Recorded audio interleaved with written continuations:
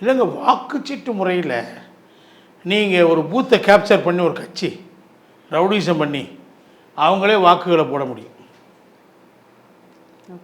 இல்லையா? எல்லா வாக்குச்சீட்டுகளையும் நம்ம இங்கே கார்ப்பரேஷன் எலெக்ஷனில் பார்த்தோம்ல, சென்னையில் மக்களை ஓட்டு போட விடாமல் திமுக ரவுடிகள் ஒவ்வொரு பூத்துலேயும் மக்களை விரட்டி அடித்து அவங்களே குத்திட்டு போனாங்கள்ல.